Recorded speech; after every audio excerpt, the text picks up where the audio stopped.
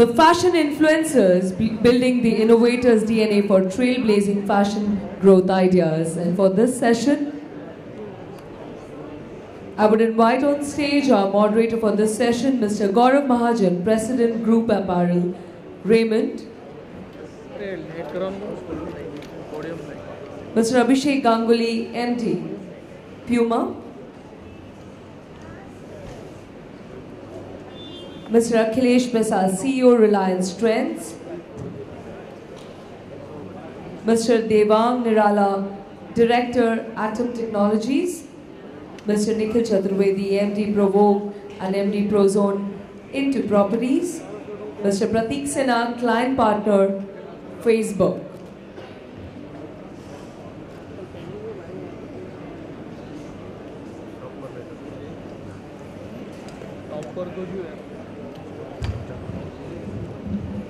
And in this session, they will focus on brand embodiment, product and store design, store consumer experience driven by in-store technologies, online shopping experience, social and digital marketing, payment technologies, and rapidly becoming the new frontier for innovation. So, ladies and gentlemen, this is your session to know as much as you can. From our panelists, I will hand it over to our moderator, Mr. Gaurav Mahajan, President, Group Apparel, Raymond. Good afternoon, thank you. The entire, I was going through when I was asked to moderate this session, I went through the entire agenda, and what you can make out from the agenda is that technology is the big T word that hangs very heavy on this entire conference. And it actually is a word that hangs very heavy on the industry per se. Everything that we do, everything that we are striving for, whether it's reaching out to our customers, creating new products, trying to reach new channels and new ways of reaching and winning our customers, technology seems to be the thing that we need to master. So some of the panel members met before we actually came into the session. And we decided that what we would talk about, there's been a lot of conversation about whether technology or whether not technology, and I think that discussion will continue. What we decided to focus on during this discussion was what are the new frontiers of technology? What are those new technologies? Because technology is here, technology will stay, and technology is not something that we can deny. If we have to move forward, if we have to innovate, if we have to stay at the leading edge of fashion, what are those technologies that will influence our working environment? What are those disruptive technologies that we will need to understand, master, adopt, embrace? What I'll do is, our panel is quite interesting. We have some retailers, but we have a very strong technical panel. So we have Prateek here from Facebook, we have Tim from WGSN, and we have Devang from Atom Technologies. And they're all three, they represent different parts of the value chain.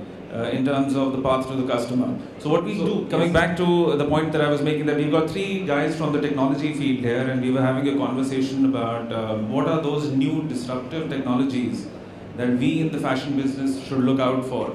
And they had some thoughts. So what I'll do is I'll start, we'll keep this conversational.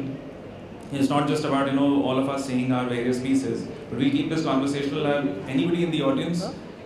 We will have some question and answers at the end of the session, but if you want to participate, just raise your hand. You will see if we can accommodate you in the middle of the conversation as well, right? So we'll start maybe with Tim, who's from Australia, and he had some thoughts on what are those new, interesting, disruptive technologies that we all need to keep our eye out on. Tim, over to you.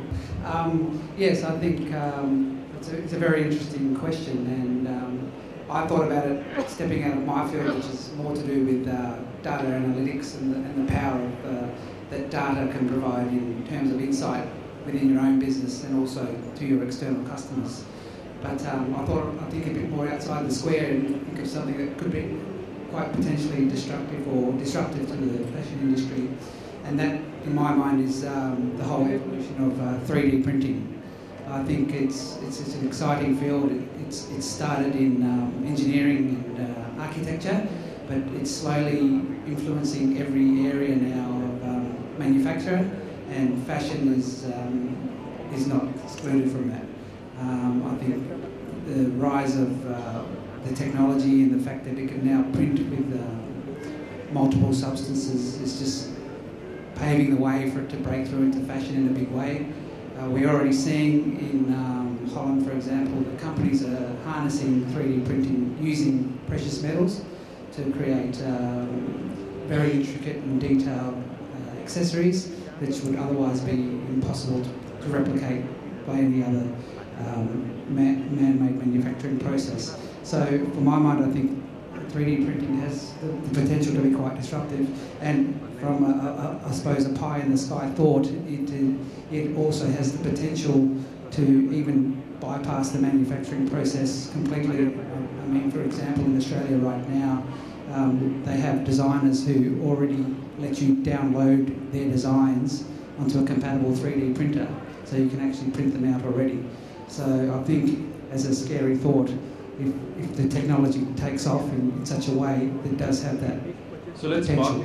Tim, let's park that. So one of the things, one of these interesting technologies that the panel seems to think is important is 3D printing. Anybody, how many in the audience are familiar with 3D printing? Anybody actually tried any product, creating products with 3D printing? All water coming through 3D printing? Yeah, coming off 3D printer. So wow, interesting. I didn't realize that there'll be that many people out in the audience who would be, of course, familiarity is one thing, but there seems to be, and the thought that Tim's coming out with is that you have the opportunity actually for small scale players, new players, to bypass the entire manufacturing process. You can actually, somebody's in, you could apply it to the jewelry business. You could create jewelry straight out of a 3D printer in your, all you need is a 3D printer, create it and sell it off.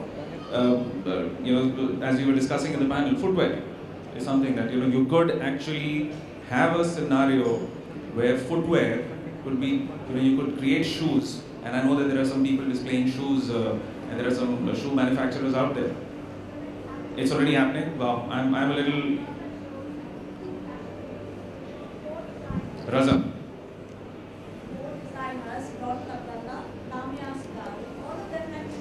So Raza, do you want to comment on that? You see, it seems as I thought rightly that you would already be at the leading edge of this. So have you experienced this? Yes, I do. It is today everybody wants an individual piece, a personalized piece. And I think so that's where this technology, why it becomes very important. I witnessed it about 2 years ago in Amsterdam when I saw it for the first time, where you could do your own kind of t-shirts and your graphics, and I thought it was very, very interesting. So we have also incorporated it just for consumer engagement more than anything else. At the end of the day, the technology is today very expensive, but I presume in time to come it's going to be more accessible. And I do hope it becomes more accessible so that, people who actually love fashion can create their own fashion. And that is what I love most about this piece of technology. And interesting, Raza, so you already experienced it, but I'll also take this point away and maybe come back to it. That you said you experienced it, you really loved it, but you believe that currently it is only for engagement, customer engagement purposes. You still don't think it's something which is scaled, or we have to wait and watch whether it is something that will scale. I think so. As the the industry is changing, we can see there's a lot. Today, a 10 to 13-year-old child is very, very engaged in fashion. Unlike in our times where probably our parents bought our fashion, or our sisters gave our gifts. But today, I think so they are very, very individual, and I think so that's where it will all change. The generation which is born in this millennium is actually going to be the game changer. And these are the things which we'll have to constantly do to keep them coming back into our stores, and creating there. So I do believe it is there to stay. But could you extrapolate this scenario, because this is what this session is about, blue sky. Could you extrapolate this scenario and say that it could emerge, there could be a day when you don't need retailers. I could buy my 3D printer and figure out what I need to make for myself. So I'm going for a party tomorrow, I sit down today, decide what I want to make for myself, I get it and print it on my 3D printer and walk away with it. You'll still need a t-shirt. Huh? Okay. Somebody has or at least some accessory? Some accessories. It has to be there. I don't think so. Brick and mortar is there to stay for it. I know technology is very, these are all engaged. There's a lot happening on the technology front. but the experience and the joy you get out of shopping, you cannot get it out of the net. And at whatever said or done, women or many young men today actually do that experience, because it's always about going out with people. And yes, as time is going to go by and we're going to have less time, people are going to use technology to shop, which is very evident and it's happening.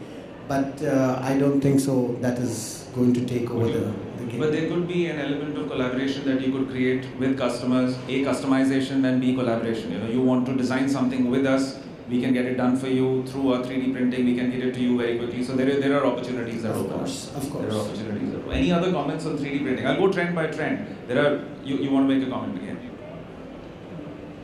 Currently, there's a collaboration. Where? In Beirut. In Beirut. Because it's so difficult to manufacture there, the designers, the artists, 3D printing company called Rabbit Manufacturing, which is a Dutch company, and the textile firms, and there are very few textile firms, have built a collaboration and are using platforms to provide it.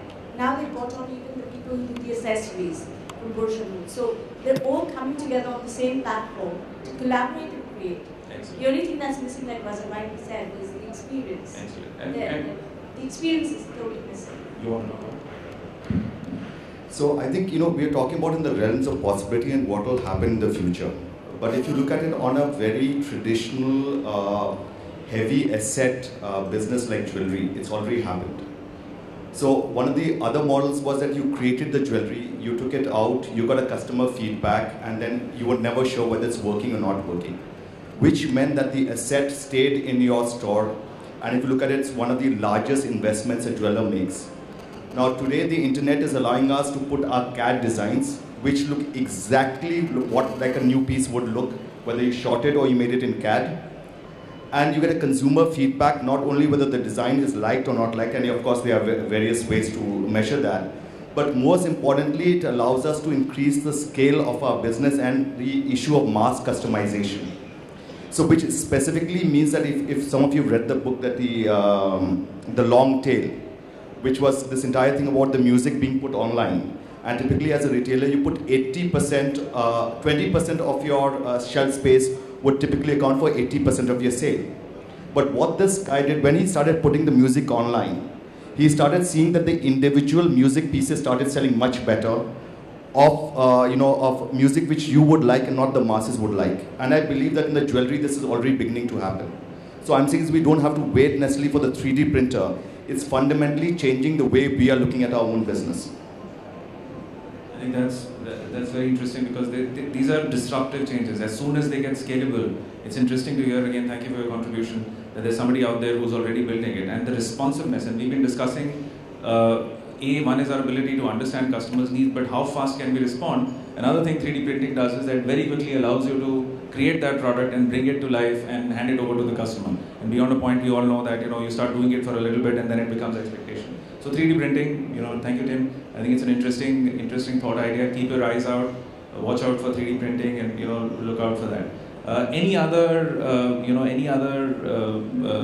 technology, any other big technologies that we feel are on the horizon and potentially disruptive? Couple of things. I think the whole world is changing about looking at what sort of a consumer experience that we give out, whether it is fashion or anything else. And two things are driving that. One is basically, for example, as a person would go down maybe to a store or maybe try to do shopping online, I would like to experience something close. And that's where you have an augmented reality, virtual reality, stepping in right now, because there are a whole lot of research going in terms of how you can use that. For example, even in India, if you look at, I know a couple of examples. You have Lenscard, for example, they can do augmented reality on the internet in terms of you can wear your spectacles, you can design the spectacles accordingly and probably see the fitting and everything else. Similarly, you see basically other stores like Himayan or what actually doing it basically in terms of a virtual reality kind of a store where you can see your fitments and everything else. And there are people around who are actually trying to do augmented reality and kind of things. And that's all about the experience level where augmented reality is going to really drive through. So augmented reality is what I'm hearing. Augmented reality, virtual reality is another big space, another big trend, which allows you to play with the consumer experience and take it to another level. Any other examples of augmented reality from the audience? Anybody has experienced it or found it? So you mentioned, Ivan mentioned Lenscard. Lenscard and... do you want to elaborate that example a bit for the benefit of the audience? Now, if you go down on the Lenscard website, I think the idea is it's a spectacle website, traditional way where you go and buy your goggles or spectacles or something else. And the idea is normally you'll walk into an optician, you typically try out your spectacles and other things. Here you're doing it on the website where you're saying, okay, fine, now I want to try out. You put in your face, put in a photograph and actually see that experience on your face. How would typically a frame look on your face? That's a fundamental game changer in that sense, because that's once you realize how does it look on that's part of your shopping experience when you try to do these things. Similarly, for example, any other site, for example, we were talking about Kimaya per se, because of course I know Pradeep also, because the experience out there is you walk into a store, you go and you look at a tab out there, click on the tab in terms of any dress, and actually you can feel the dress in front of you and do the fitment and everything. And there are multiple cameras around the whole place where it's a kind of a virtual fitting room where you can see how does the dress fit, how does it look like. So that gives you a comfort and basically a sense of now you can go and actually go around and say, if you want to do something made to order, you can actually go for made to order kind of a thing out there. That's the fundamental shift in the way you're trying to look at things. Interesting. Anybody experienced any kind of virtual reality or augmented reality anywhere in the stores? You should have been on the panel. No, you haven't. Take the mic, please. 5 years ago, we used to almost we also delivered something for the hair color for L'Oreal Middle East. Right. These have been around for a long time now, and even the Fit. We were the first online website in the world, and the Fits also went there at that time. Fits? Fitting rooms and all those. Fitting rooms. Pretty much there. Right. So now, a lot more about wearable. Where do you live? Dubai. Dubai, yeah. Okay. Maybe Dubai is a lot more fashion forward, technology forward than I haven't been to any of these augmented reality experiences yet.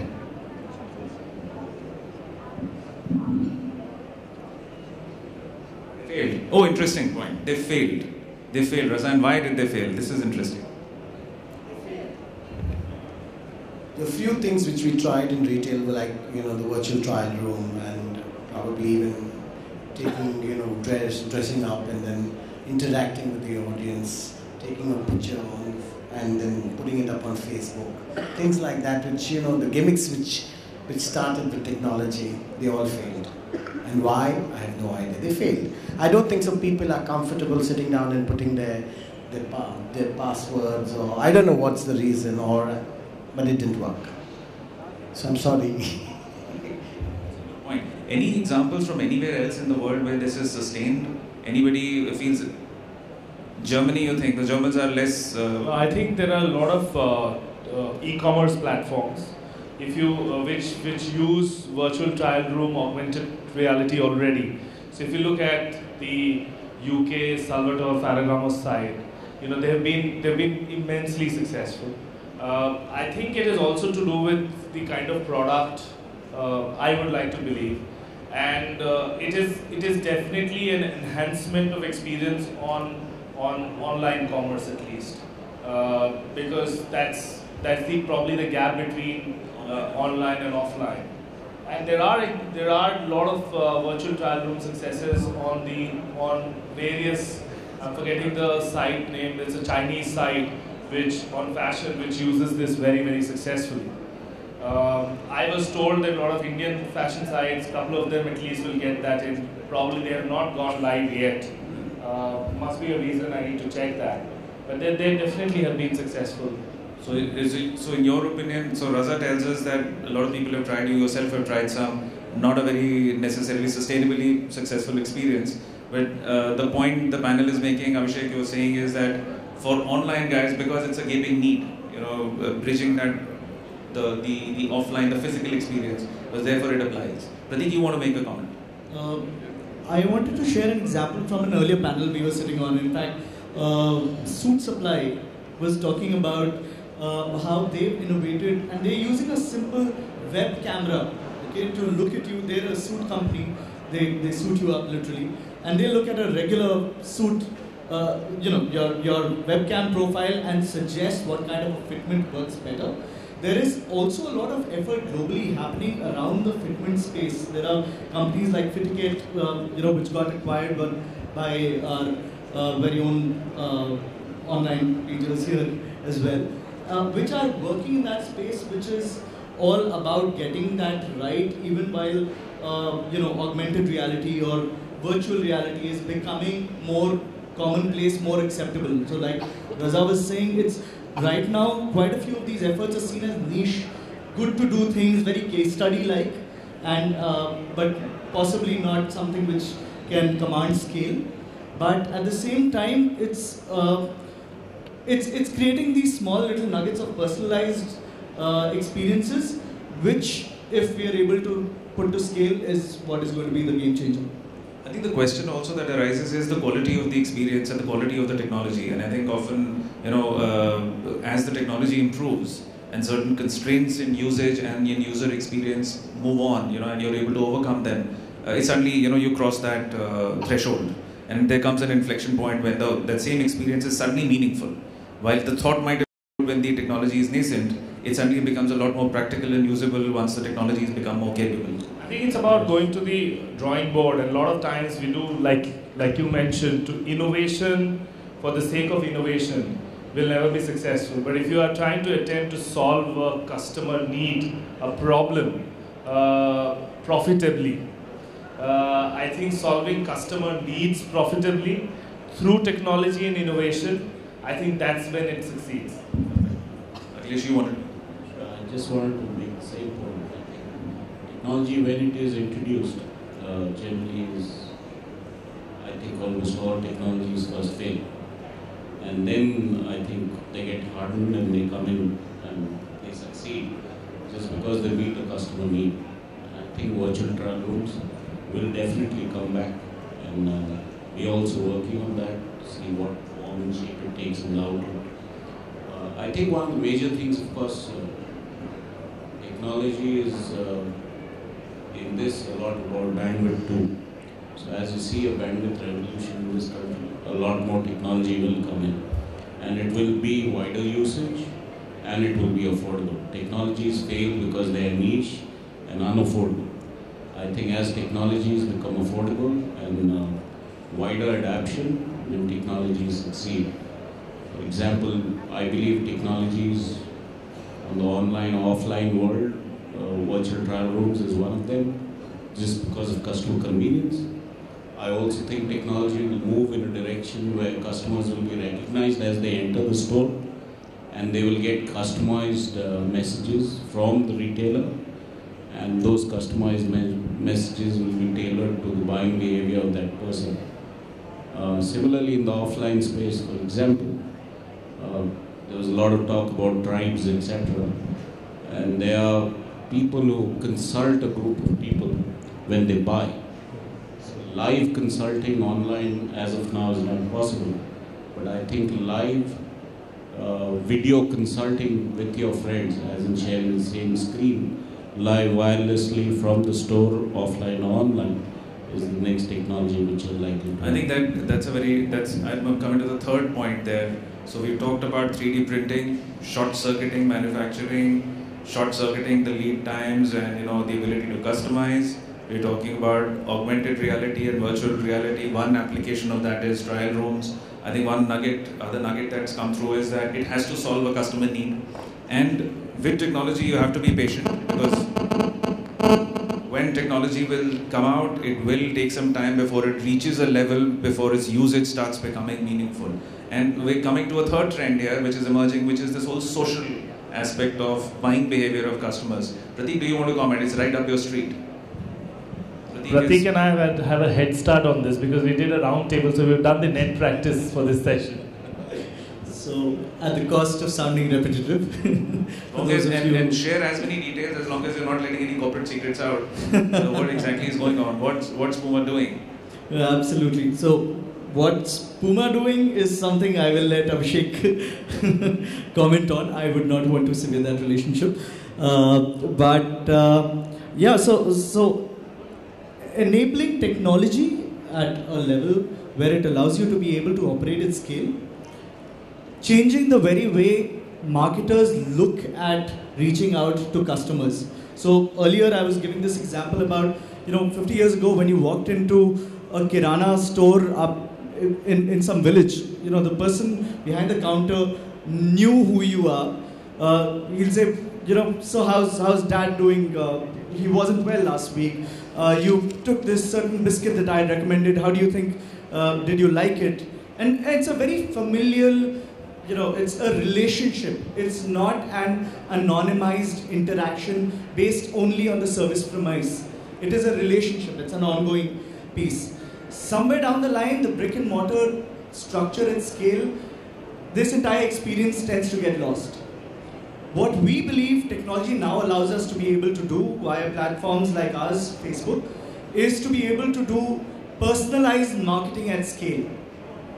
Owing to devices like your handheld mobile devices, which are with you, which are virtually an extension of your very personas that allow you to be able to share whatever is going on in your day, which allows us to be able to target where you're going, what sites you're looking at, what kind of products I was checking out on your website. The next time I come onto your site, and this is again adding on to your point, sir, is that it allows me to be able to identify me as a person. And because I am Prateek on whether I am accessing Facebook on my desktop, on my mobile device, on my tablet, anywhere, it's based on real identity. Which is why it's not session based, it is not cookie based. It is about profiling me as an individual and therefore personalizing a buying experience for me as an individual. And the moment as marketers we are able to do that at scale, where I am able to identify and talk to you and make you feel personal and special, that's 50% of the battle. So look, there's analytics there, which is a lot of it. And a lot of analytics there, and obviously technology improves the accuracy and speed. But that's something which has been going on for ages. You know, Tesco, for example, made it very famous. You know, they have this partner firm called Dun&B, which could slice through millions of data points of hundreds of thousands of customers and help them create very, very specific assortments for neighborhood stores. You know, it's an upmarket store. This is where a lot of children, so diapers is very important and should be right in the front, and the most expensive diapers, stuff like that. But so, what's the social angle here? You know, are you suggesting that there's a real-time possibility here? There's a possibility of consultation as you go. So I'd like to. So let me instantiate that. Give an example. Come down to somebody like me who's the lowest common denominator on technology and give us an example of how this would work. And it can be a pure example. Don't worry, you won't mind. I'll take the example of a traditional global brand. I'm talking about Burberry's here. Okay. Burberry's very good. Right? And it's an age-old legacy brand, 1869. Okay, traditional format, brick and mortar, and so on and so forth. One of the brands which I personally feel has done a great job in completely riding the tide on technology and doing the dual play between pure play as well as brick and mortar and creating this omni-channel network. They did multiple things. Okay, so part of it is to do with creating their own brand identity and sticking true to that voice, not doing things to attract young customers by pretending to be somebody else. So they had multiple, they started this, the Burberry trench coats were what they were most famous for. So they created a website where they captured people's profiles and they said, you own a Burberry trench coat, click a pic, send it, social angle. Good conversation starter, will not move business metrics. Next they did, they said as a brand, what do we stand for? So they went and said, we will, Burberry acoustic is something they took up very seriously, where they said the entire British music scene is something we associate with and want to be seen partnering as. That is something, so all their feeds was not only about the latest line of clothing, the latest line of perfumes, and so on and so forth, but it was about this brand creation that they did. At the same time, they started rewarding their fans, people who were engaging with them, as people who could buy real-time. So suppose a Burberry runway is on right now, and a video streaming is on. Even before something hits the stores, you can order it online. that's where you're creating differentiation. Okay?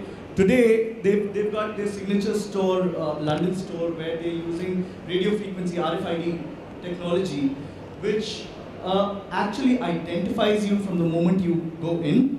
It looks at you and says, okay, so last time you visited Burberry, the website possibly, you put these 4 products on your add to cart, and you were contemplating buying one of these 2 handbags, or there were these 2 social updates from you. So the person who walks up to you in the store gets a glimpse about you even before he's even spoken to you. And that allows them to speak your language and give you a service at another level. Excellent, excellent. I think Burberry is a very good example for anybody in the audience. Burberry has been, one of the most traditional retailers out there, and is at the forefront, absolute forefront of adoption of technology in the world of fashion. And I think it's no surprise, therefore, that the CEO of Burberry got hired as the head of retail for Apple. And I think the latest news is that the head of digital at Burberry is now also being hired by Apple. So that just goes to tell you, the technology guys are coming to the fashion retailers, so somebody was that much at the forefront of fashion. But I want to pick up from Prateek's point. It's very exciting, Prateek, very interesting. I walk into a store and, you'll recommend to me what I might like. But I'm a little worried about how do you know me so well? And this whole angle of privacy, and I'll tell you something very simple.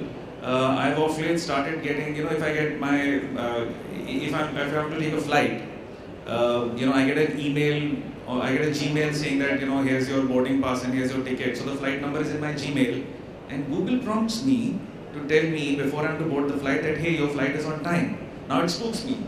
It spooks me that Google or somebody in Google or something, some algorithm in Google is actually reading my mails and cleaning this information out of my email. God knows what else this algorithm is reading. And Uber knows where you went last night. Uber knows where I went last night. And thankfully I'm not a shopper with Target, because if you know, Target had this target of in the US had this big boo-boo where there was massive amounts of data leakage. In fact, the CIO got fired. That brings us to a whole new dimension. We're not finished with the list of new technologies, but I want to, since this point came up, bring out this very critical point on this kind of mapping. All of us are very active on this new technology and very excited about it. But do we realize that we're creating a digital footprint and we're telling who knows, I don't even know who, so much about myself. Where does this go? Any thoughts, any points? How scary is this?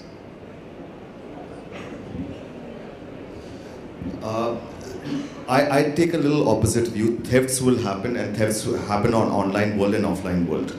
But for me as a marketer, it's a dream come true. If you imagine earlier you spent years and months and weeks trying to profile a consumer, you worked in the law of averages, saying my consumer should be in the age group of 25 to 40. I think she will like XYZ, and I have little knowledge of her other than the fact when she comes and transacts with me. And after she's left, I've lost that consumer in terms of who she is. Now, this is exactly what you were saying, and what Prateek was saying, is that you are leaving a digital print far larger than what you can imagine.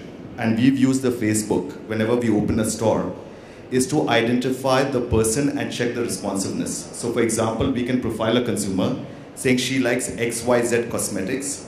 She's likely to like a brand. One of the examples was we said she must be well-traveled. Now, how do you put a proxy to travel and international travel? And of course, TripAdvisor is one way if you integrate it to it, but I'm saying is just the kind of airline preferences. So it's possible, and you like a jewelry brand. So you could target a competition, but I think that's very micro. But let's say if you like a Cartier or a Tiffany, we could do that.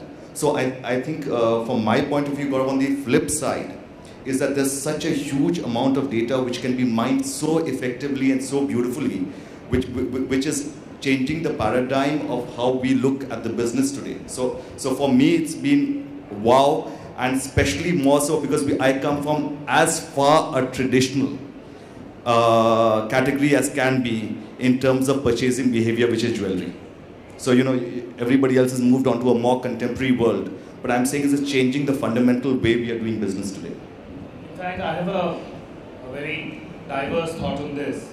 That yes, data is available and we were talking about it. Personalization is possible and we know it. Especially with e-commerce happening, you can track people with all the different other digital platforms, you know people's preferences, choices. But in India, and I come from Puma, which has been very, very digitally active. We would like to believe that we are digitally active and ahead of the curve. One of the reasons why we believe we have been successful in India. Having said that, I have not seen even the e-commerce platforms use data to personalize anything. As a consumer, I have not seen any personalization work. We've talked about CRMs in the past. Now we talk about e-commerce offering, knowing your size, your fit, but I've never seen a customized offering going out to anybody. People are still right now thinking of how to transact faster, how to acquire a customer, whether price works, not work. I don't even think that technology is being used even 2% to all that has been spoken about as an opportunity. Fair enough. I think, but don't you think that's again, so there are some comments from the audience and I'd love to take them. Anybody with a mic? Yeah, you have a mic already, huh? You knew you were going to say something, good. But I just want to say, Abhishek, don't you think it's again like the point on the trial rooms? It's a question of time. It's a question of maturity of usage curve. The fact that people aren't using it necessarily is taken on board, but is it possible? Yes. My angle definitely is it's definitely possible. It is possible. It can run parallelly. I think we as business people have the responsibility to use it faster. We get mired in, when you talk about it, we have other things to dig right now and we will dig the data later. So that's the stage we are in today in India. We'll let the gentleman in the audience say something and then we can come back to the panel. Yes?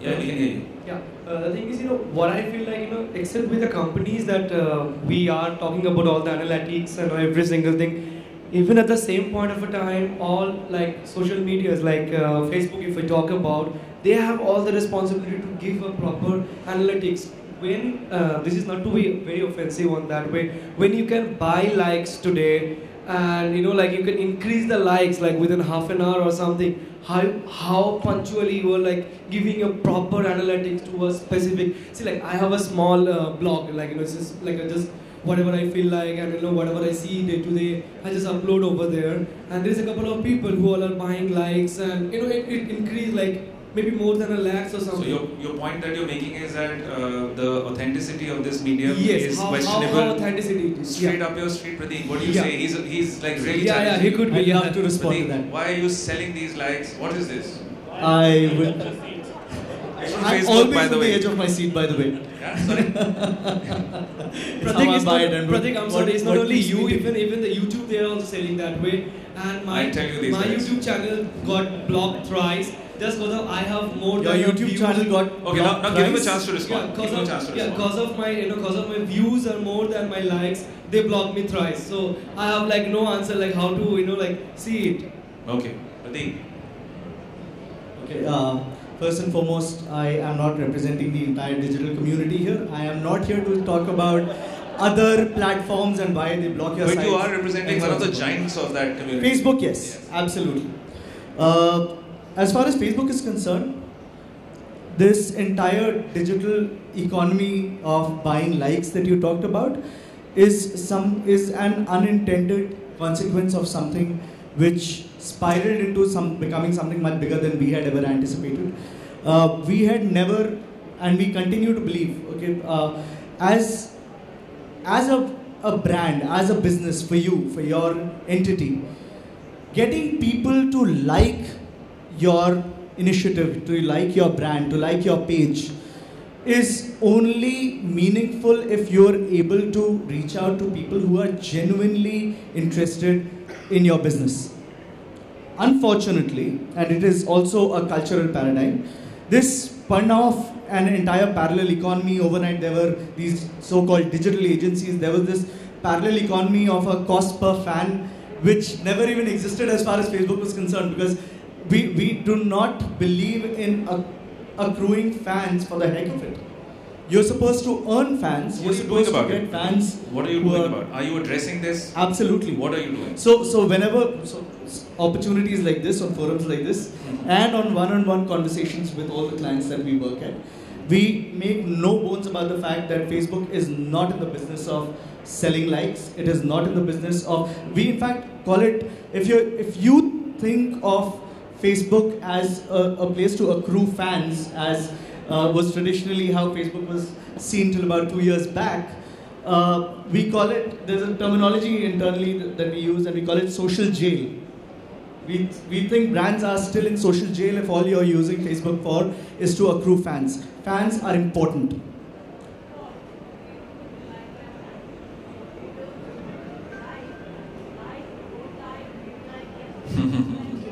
Yes.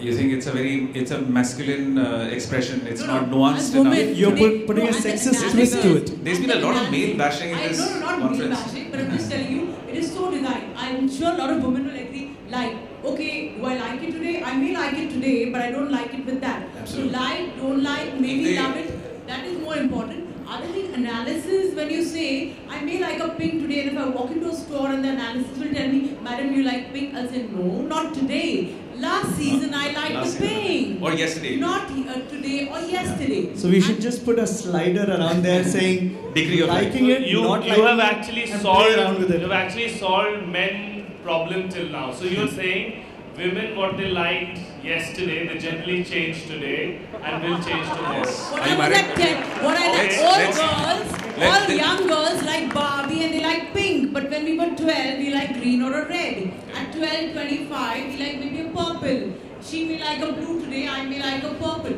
Agreed. I'm just telling you. So I think it's not a discussion on gender, but I think I'll take away. It's an interesting point. There is a business potential for a social platform only for women. Absolutely. The algorithms will be extremely complex, nothing that anybody's ever done till now.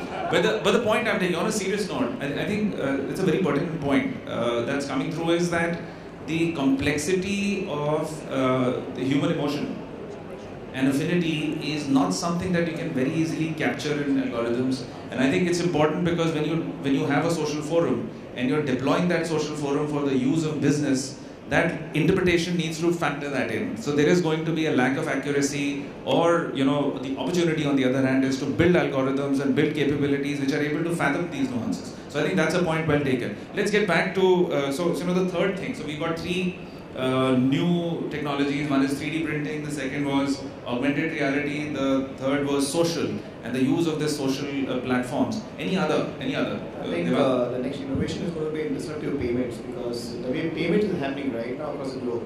I think we've given an example of Uber right now. So Uber, you're seeing the emergence of wallets in India right now. So people are moving away from the cash economy to do things across there. Same thing in the in-store experience, because there are two things. One is kind of a blend between the online and offline is kind of blurring right now. The people who are there offline are getting online. Online people are trying to get them offline. The whole payment experience for a consumer is going to change out. That's where the behavioral change for a consumer, how fast can you get a consumer to check out? Whether the consumer can check out faster in a store, whether the consumer can check out faster on the internet is something, that's a defining kind of an experience, because that's where you're saying how fast what kind of technologies that you can create. There are queue bursting technologies for payments, for example, at each store. When you say large retailers or hypermarkets, something, you're talking about queue bursting technologies. Same thing going forward into something like new innovations like variables for payments. So example, you could have a watch out here which could probably embed maybe a chip or something else which could be used for payments. So this could be connected over the internet, you could have a wallet or a debit card or a credit card sitting out there, and you can just tap your this thing. And this is not something that's sci-fi, this is something which is happening now. So I think the mobile, so payment is one. Mobile wallets are already there, so I think it's a matter of months now. Yeah. We are pretty wide practice. I don't see that as a problem. And do we feel, Raza, you got perhaps the maximum experience in retail out here. Is it a big point of differentiation? Is it something big for a customer? Sure, I think so. Enhancing experience is which we would like to do. So today, we know that checkout is one of the biggest hassle, whether you're in an immigration line or whether you're checking out your shopping. So anything, if tomorrow technologies, I believe there are a lot of technologies which like a queue busters, and you could just stand and pay for your merchandise. All these technologies are coming in, and if and when they get commercialized or when they become user friendly to a very large or a mass audience, because I'm a mass retailer, I will definitely incorporate it. We have already started incorporating queue busters there, where people who have their credit cards and have just got 2 pieces in their hand, somebody could just go and pay them off. And so yes, this innovation is a must in time to come for the consumer. Any technology which will make life a little easier for the consumer is most welcome for a retailer like me. Brings us back to the same point that technology must service some consumer need, create some kind of consumer possibility for it to be meaningful. But I think coming to the other point that you were raising, Devang, wearable technology. This is a whole new space altogether. Give us some examples from anybody in the panel or in the audience, any examples of wearable technology, anything interesting. Now, I have an example. Tim, why don't you? Yeah, I think we were talking about before in the meeting, obviously the one that's standing out immediately is the Apple Watch. I think it's not as if wearable technology is brand new. I mean, smartwatches have been around the market for a couple of years already, but I think now with Apple and the way they have the mass market introduction of it and the mass market appeal, I think it's just really going to drive now into a consumer level that we haven't previously seen. So I think wearable technology is the way to go there. I think other examples are jackets that can recharge your iPhone, and women's accessories that link in a similar way to a smartwatch, but with a bit more of a feminine form. And yeah, I think those wearable technologies are really just going to influence all levels of the fashion playing field. Yeah. I think I've seen globally this company in Germany which has come out with a fitness band which embeds basically a payment instrument within the fitness band. It's within the band. Yeah, so you can just put out the payment and basically walk in either way. That's the kind of a checkout kind of experience that you're trying to build about there. Yeah. So, and in addition to that, you have Starbucks in US which has rolled out a prepaid card on a keychain. Keychain. Okay. Yes, because they said the experience has got to be different. You cannot give a conventional card out, so you've got to give something different out there. So they started giving all the consumers a keychain which they would use that typically as a prepaid card. So essentially you're talking about devices that you can wear which can perform a lot more functions as opposed to just what they were originally intended for. And I've heard of yarns being infused with technology, infused yarns, and somebody was talking about, jacket, you're trying a garment on, and as you wear it, it can actually, go red in the space, in the spot that it's tight. And you want to add something? Same thing, but Mic closer to you. In the Middle East, we have a huge problem with the women wearing the shaders, and they were going bold. Now this new technology, a sort of a spray can has just come out of Germany, which they can use on their veils, and it cools them during the summers. At the same time, it's very friendly, so they have no balding issues. So there are technologies like that which are also creating solutions for women's needs. So these are actually, hardcore practical solutions, climate and physiological solutions. Yeah, I think you're beginning to biggest. I think there's a much wider discussion on technology which is possible. Technology is not coming into retail only, customer facing a lot of it. There's a huge doses of technology going into design. There are doses of technology going into product development, fabric development, fit development. Even bigger doses of technology going into logistics and distribution, and probably the whole value chain actually is seeing doses of technology. But I think this discussion is confined to the front end part of it. This is focused on the consumer part. But this is one of the original questions that we had when we were forming our panel. That are we getting, and especially because of the online explosion, are we getting too carried away by just online and digital? Because products are still made in farms and factories, and they're still shipped in trucks and vessels. And is there a proportionate amount of conversation, infusion of effort and investment in technologies in these areas? Raza, you want to say something? We are talking a lot about technology today, about consumer experiences and things like that. But I do believe the need of the hour is actually looking at your consumer closely today. Your consumer's needs are way beyond technology. If I have to just look at retail coming from Middle East, where retail is at a very early stage, and so is in India. Organized retail is not more than 2.5 decades old over here. And there's a huge need for innovation on design.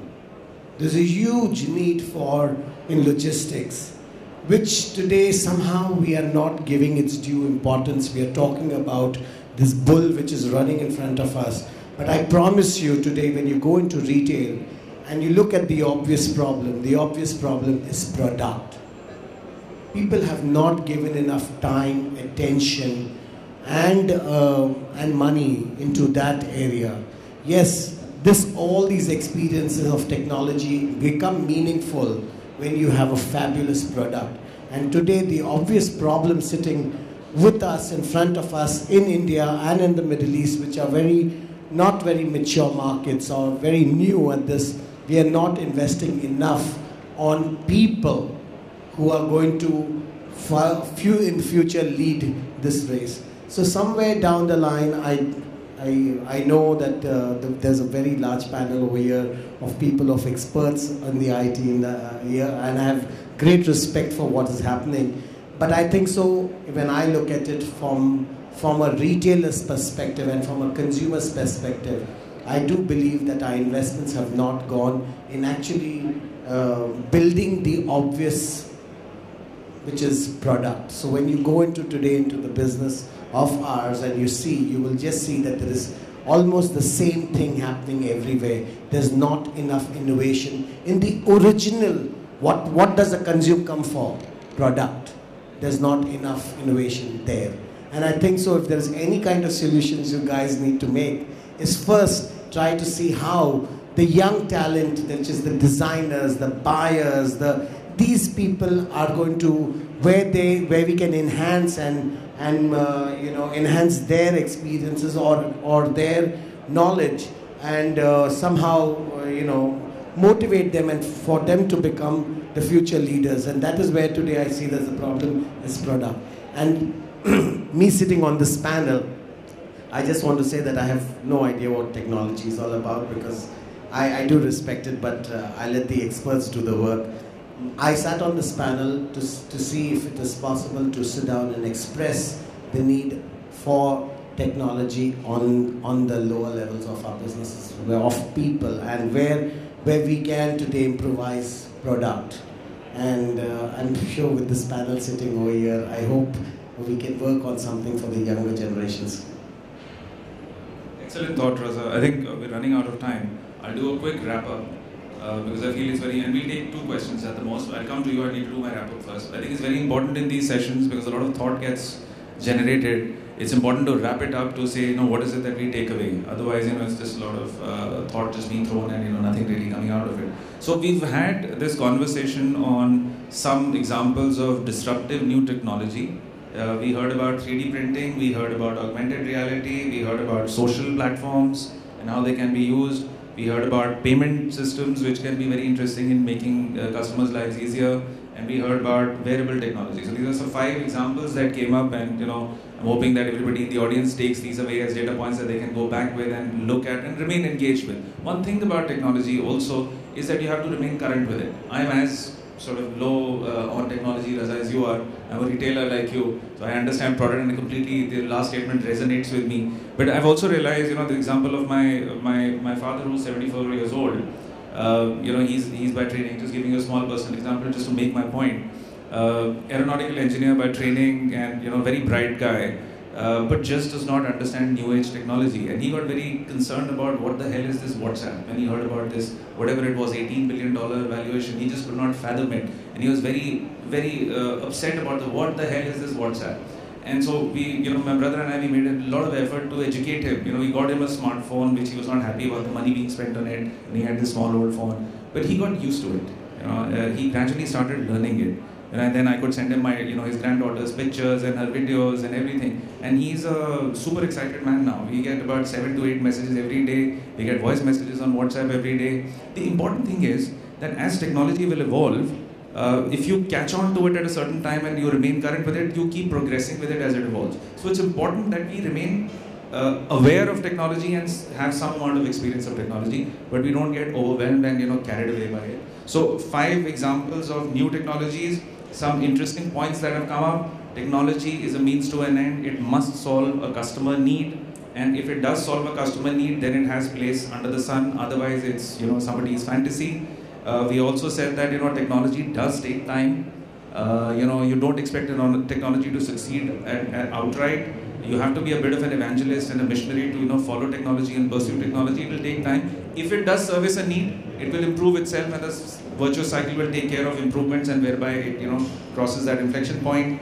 There have been some comments made on.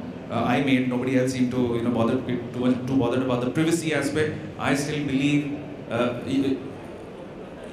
So you defended it, but I still remain very, very apprehensive about who knows what about me. I feel very apprehensive about going. It's a black box at the end of the day. I don't think even people in the technology business know what all is possible and what all is going to happen. This is something which is going to emerge. But I think these are perils of there was a time when people were sailing around the world trying to discover whether the world is round or flat, and it's almost similar. You're going into a new world, and you will discover what's going to happen. But so that's one of the perils of technology. But I think the last point made by Raza, Akhilesh, hardcore retailers on the panel is that there is a huge amount of talk of technology, but there are areas in the value chain, especially around product and perhaps the more basic, less glamorous areas, so to speak, which also need a proportionate amount of investment, which also need a proportionate amount of effort and attention as far as technology is concerned. So those were really the thoughts that emerged out of the panel today. We'll take 2 questions. I think we don't have time for any more. There was somebody raising their hand. Yes, please. I wanted to add one more aspect of technology, which is scan and shop. So Tesco have scan and shop. Scan and shop. So Tesco has introduced that in undergrounds of Korea, Seoul basically. So people going back home can scan the groceries, and while they reach the home, the groceries is in their home. So one, they save time visiting the store. Tesco save time in adding more retail stores, and the inventory is one place, so movement is easy. So lot of retail. So consumer need got resolved, and like Abhishek very rightly put, it's perhaps getting resolved in a more profitable way for the person who brought technology to the table, and that's exactly the kind of thing, I guess, which everybody sees. The next level is they're adding a virtual store. So customer goes in, the product display is just a digital image. So they just keep on scanning the product and check out the card, and there's no inventory. Which was similar to what Vijay was also saying, that no physical product needs to be created. Right. Somebody was mentioning, Narendra Modi did holograms during his campaign.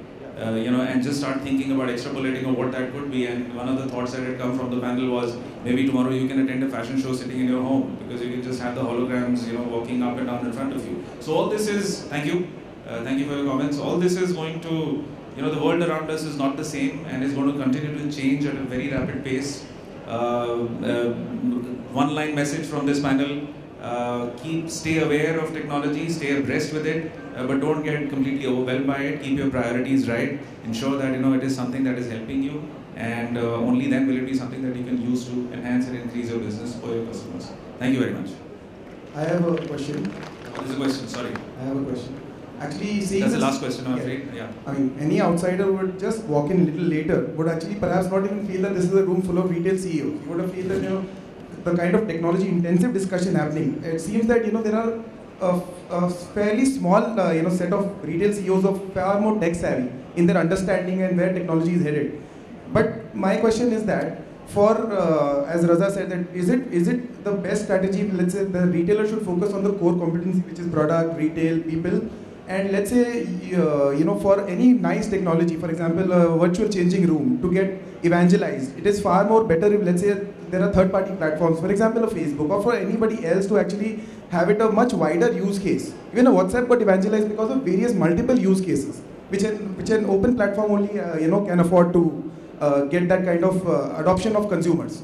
So what I'm asking is that, is it better that let's say a retailer should focus on their core competency and while be aware of technology, but leave technology for, let's say, the experts who are I'll let Raza and Akhilesh have their statements on this. Akhilesh, why don't you? His question is that should retailers just focus on their core competence and let the people who know technology do technology? No, I think retailer essentially, yes, focuses on his core job of retailing, retailer is an essential funnel which brings the needs of the front end back to the technology specialists. Right? They need to work between some defined boundaries. They might be making stuff which are not much used, or not making stuff which is really required by us. So I think both are important, and if you are a vertically integrated setup and you're large enough and you can afford to invest in technology or creating technology, good enough. Or there will be specialists who will only create technology and you'll be able to buy it off. I don't see any conflict in this. Yeah.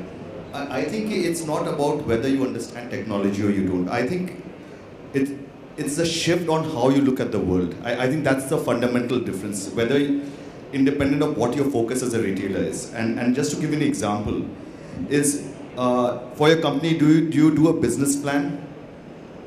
Do any of you plan for a business plan? How many months and weeks do you spend? So I'm saying you'd go out with a business plan, you'd take 3 months, you'd go with the concept of how much stock in each store, what kind of merchandising, what price point. You would do all of that, go into the market, have the sale, then start doing your analysis, which is effectively post facto. Today you're moving into a world where technology is an enabler, whether it's information or you're doing a transaction on your mobile. So I think that is one shift. But it's also shifting the way you look at your business. Because what I'm saying is it's better to test the product on the market, instead of having a hypothesis, get a feedback. It allows you to become iterative. So I don't think I think it's effectively a mindset as to how do you look at your business. So I'm saying all the old rules have changed. And I'm saying this from a guy who comes from as traditional industry as you can imagine. So I think it's a mind shift change, and therefore all of us are talking this language is to reflect the shift in our thinking of technology becoming an enabler versus it being a post facto analysis. Message is that it's not an either or. Vijay's message is that you don't have the option. You have to stay abreast with it. Akhilesh makes a very valid point as well, that you're in the business of retailing, so focus on that first. You can't be the proverbial ostrich and bury your head in the sand and say, I'm not going to bother about technology, but do as much as you can after you've ensured that you have enough time and energy for your core business. But and it is really not an either or, right? For example, we are retailers, and our group is also investing in 4G technology. So I could look at hundreds of solutions for myself coming out of that. So it depends on the particular situation. But there could be a smaller specialized retailer who doesn't really have to invest in all that. Will buy ready-made technology or will give briefs to people who work on technology and get his job done. Okay, great. And we'll have a final comment from the lady here. Sorry, you want to ask a question? Okay, I'm looking at the organizers. I can't see them anywhere. There are too many lights in my face. Yeah. I'd like to ask you a Okay, question. yeah. You're saying yes or you're saying no? Yeah. She's asking a question anyways. Doesn't matter. Yeah. I'd like to know about the other technologies like biometrics, the tactile technology, and the perfume that you can smell from a computer and stuff. How is that going to change retail? Those technologies are already available with the Manchester University. How can it be incorporated into retail? She's spoken about a few more technologies. Anybody got a quick comment on that? Or we can have this discussion. You want to comment on that? Yes. I think, personally, I think it's a great question. And from my perspective, I think it's more about those sorts of things that we're talking about, relating back to the whole retail side and changing the actual experience in store. I think that's really gonna where that will make it smart. Great. Thank you very much. You've been a very good audience, and thank you to everybody on the panel. Thanks so much.